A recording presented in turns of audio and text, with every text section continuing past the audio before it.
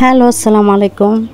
চলে গেলাম গরুর খামারে কুরবানির গরু দেখার জন্য। আব্বু আমাকে ফোন দিয়ে বলল, চলো গরু দেখে আসি, দেখো তোমাদের কোনটা পছন্দ হয়। আব্বু প্রতিবার বাজার থেকেই কিনে, কিন্তু এবার আমাদের একজন পরিচিত ভাইয়া আছে, ওনার গরুর খামার আছে। আব্বু ভাবলো ওইখানে যাই, যদি পছন্দ হয় সেখান থেকে নিয়ে নেব, কারণ সেখান থেকে নিলে গরু রাখার যে ঝামেলাটা সেটা পোহাতে হবে না, ওনার কাছেই রাখা যাবে। ঈদের দিন সকালে তিনি দিয়ে যাবেন বাসায়। যেহেতু আমাদের বাসায় আশেপাশে গরু রাখার তেমন ভালো জায়গা নেই, তাই হাট থেকে এনে অনেক কষ্ট ভোগান্তি ভুগতে হয়। তো গরু দেখার পরে ওনার বাসার দিকে গেলাম, কারণ উনি তখন খামারে ছিলেন না। তো ওনার বাসার দিকে যাচ্ছি ওনার সাথে কথা বলার জন্য, আমি আর আব্বু। এই প্রথম আমি কুরবানির গরু দেখতে আসলাম, কারণ প্রতিবার আব্বু কিনে নিয়ে আসে, তারপরে দেখা হয়। যেহেতু খামার, তাই গেলাম সাহস করে, হাটে তো আর যাওয়া হয় না।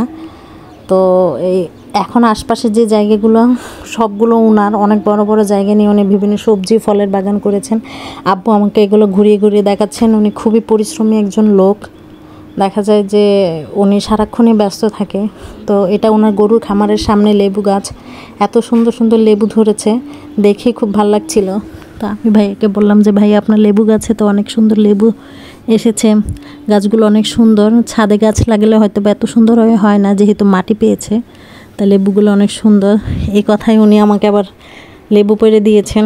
লেবুগুলোর এত সুন্দর ঘ্রাণ। এই তো আমরা কুরবানি গরু পছন্দ করে এসেছি। আজকে এ পর্যন্তই।